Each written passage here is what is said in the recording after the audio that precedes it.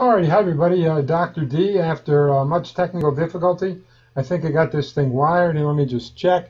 You see me looking over here to the side. This is where my computer monitor is, where I can kind of monitor the feeds for this stream and get a little content going for you guys. But as the title says, tonight we're going to talk about basically vegetarians, vegans, and of course omnivores like me, people who eat meat, vegetables, and a little bit of everything, right? What is the difference between a vegan and a vegetarian? Really nothing.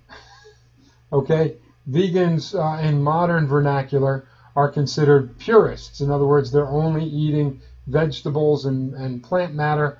They are not consuming any animal products. They're not taking capsules that have gelatin, around them, because gelatin comes from the beef industry. It's basically ground up cattle hooves. Okay, your Jello dessert is sugar, water, and ground up cattle hooves that turns to that solid form, right?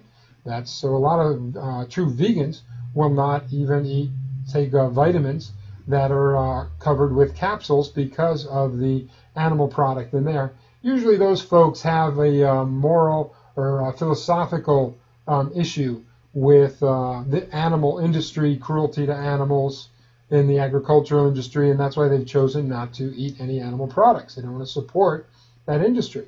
Best way to basically protest anything in the world is with your dollars, with your bucks. Don't spend it. If you don't support the industry can't continue, right? But unfortunately for vegans, there's a whole lot of us meat eaters out there, and I don't see that ever happening. Vegetarians are people, who eat vegetables, and they, in modern vernacular, they may actually add some animal protein. In other words, they don't really have a concern about pills or capsules or animal products in a supplement or a medicine. They don't have an issue eating eggs, or they don't have an issue eating fish. Technically, we would call those people pescatarians, not pests, pescatarians, because they eat fish and vegetables. Okay, a lot of vegetarians will eat eggs to get a complete protein. Egg is basically, bird eggs, one of the most complete proteins on the planet. It's everything you need. Obviously, it's enough to make a baby bird, which eventually becomes an adult bird, right? So it's totally complete. It's got all the amino acids and everything you need in there, the essential fatty acids, all the good stuff. Eggs are one of my favorite go-to proteins when I'm working with someone trying to build their diet back up. So like I'm saying now, in modern terms, that's what people who say they're vegetarian usually means. They eat dairy. In other words, they have cheese or they have milk, or maybe they just have cheese. This is America, of course. If we can put cheese on it and toast it and put it on bread, it's good. It's a new food, That's what we do, right?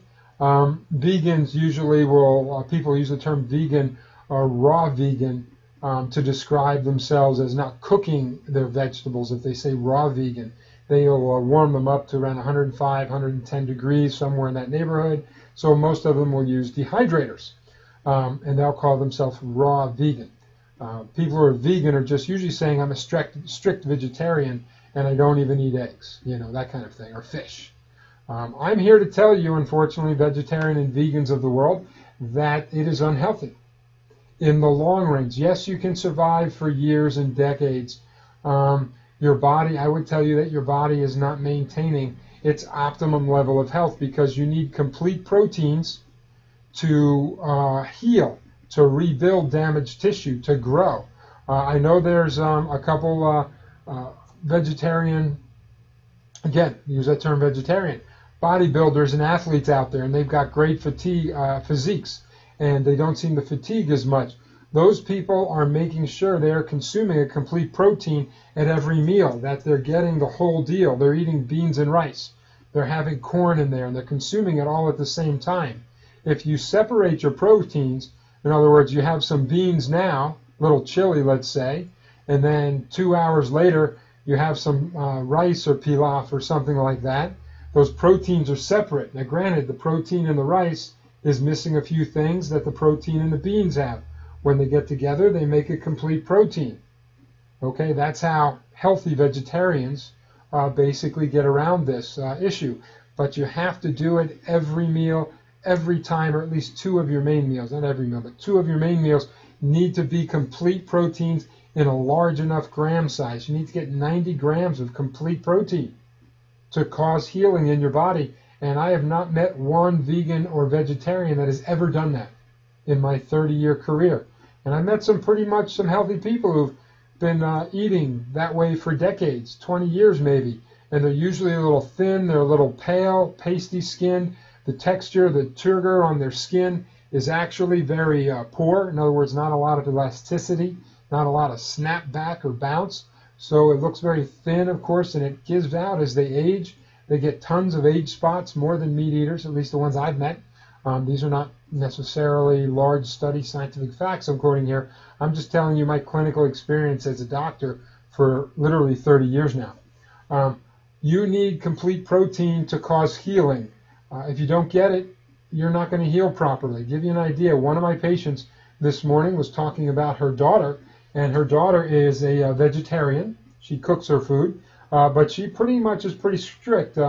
She doesn't eat, fish. She doesn't do the eggs. It's pretty much all veggies, and she's been that way for about 8 or 9 years now. She's 20 years old, a gymnast, and she had an injury, a hyperextension injury of her thumb in a gymnastics routine where she sprained her thumb 3 years ago.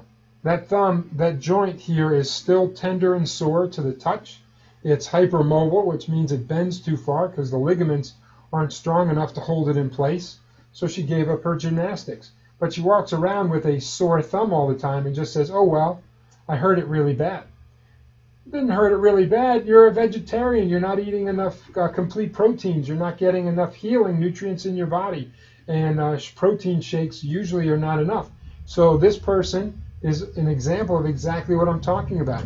Here's a vegetarian, looks pretty good on the outside, even fairly athletic looking, but she's really prone to hyperextension and sprains and strains, lots of injuries. And the injuries aren't healing, or they get better, and she gets re-injured rather quickly, rather easily. Why is that happening? She's not eating meat. That's why that's happening. So I'm going to tell you, sorry to you vegetarians, I'll probably get a lot of hate mail into this video. Just isn't going to happen. You are not going to heal properly, and eventually you will have system imbalances and failures. You will be at a nutritionist's office. You'll probably show up at the MD first. They'll give you drugs, make the symptoms go away.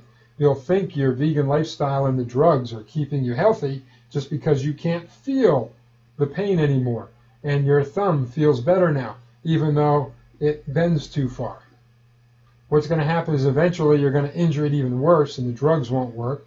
Your thumb is only a symptom of what's happening on the inside to your heart, your kidneys, your intestines, your stomach. Okay? All these valves are not working correctly because you're not healing with correct protein. So you're probably going to end up with a little indigestion. And you're going to, oh, I can't eat spicy food, have that curry and paprika anymore. No cayenne for me. I'm just getting older. That's just how it goes. No! Your body's wearing out prematurely because you're vegan. You got to get meat in there. You got to eat some chicken. You got to eat some eggs. You got to get some beef, hopefully. Pork, you could probably do without. Fish, of course. Get good quality of fish. Okay, so let's take a look at a website here or talk about healing and the nutrients that you need for healing. So I'm going to bring that on. Give us a thing here. There we go. You can see that website kind of popped up. And we're going to scroll through there a little bit now. I'm going to try to get this to scroll. There we go. So as we see, we're going to go down. And this is basically the nutrients you need to heal. And what are we talking about with healing? We're talking about collagen right here. Collagen is the stuff that your ligaments are made out of. It's the most prolific protein in your body. It's in your bones. It's in your ligaments. It's in your muscles. It's in all your organ tissue. Where are you going to get collagen in high amounts? Bone broth. Okay, there are some basically refined fish protein products out there, made usually from whitefish, that also give you a ton of collagen. Used to be an MLM product about 25 years ago called Colorad, and it was basically a whitefish protein source, huge high in collagen, so people would get miracle results. Why? Because they were getting all this collagen from this bone broth and the fish protein, and they were healing. Let's go down here. Glucosamine. Basically, glucosamine is the main precursor to basically GAGs. GAGs are glucosamine glycans, basically, and along with some B vitamins and lipoic acid and something, an amino acid called glutamine. Where are you going to get that stuff? You're going to get that pretty much bone broth, shellfish, okay, thick and crispy prawn tails. Yes, eat the crunchy part. All right, also produced in endogenously, the body does make it, but if you're injured, you want to supplement that in there. Chondroitin, all you arthritis people are thinking about that. Here we are again, basically shark liver. We're talking about high amounts of this chondroitin sulfate and high in also glucuronic acid. You need all these things to repair joints. We see this stuff down here. Where are you going to get sulfate? Sulfur molecules, super important for the immune system, super important for healing joints.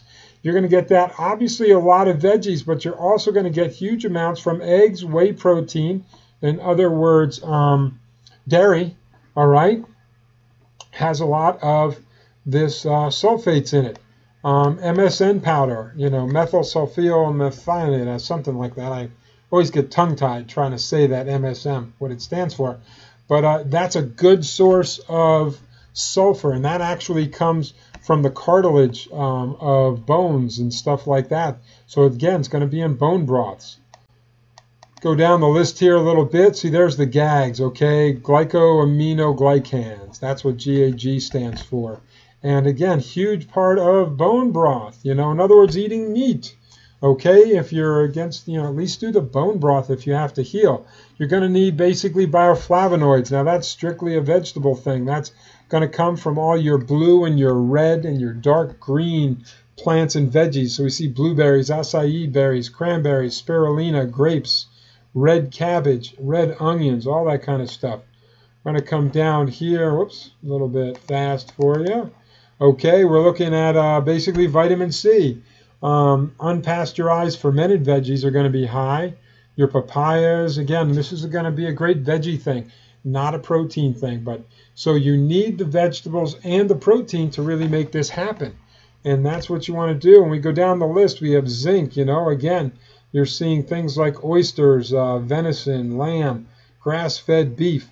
Grass-fed versus grain-fed, huge difference in the quality of the meat protein. And I know all you vegans are not going to jump on this, but you might do a little bit of seafood and maybe some of that shellfish. What do we got here? We got copper. Copper is really common in the groundwater. It's in tons of veggies, not usually a problem. Manganese. Manganese is going to be, again, brown rice. You want to get non-GMO, organically certified. That means the rice is grown on ground that's not polluted. Most of the rice in the United States actually comes from Mississippi and Louisiana, and what they've done is they've basically flooded the old cotton fields because cotton's not making them a lot of money, so they started growing rice in huge quantities out that way. The only problem is those fields for literally over 100 years have been getting sprayed with chemicals and DDTs and Roundups and all sorts of pesticides and herbicides because cotton is just what you make clothes out of. We didn't have to make it organic for our shirts, right? But now that same ground is contaminated with tons of mercury. One of the biggest mercury things when I test people doing my nutrition response testing is we find rice as a issue, and that's usually where the heavy metal's coming from. Glycine, okay, we're looking again, amino acid, proline, amino acid. All these amino acids, there's lysine, proline, glycine, lysine.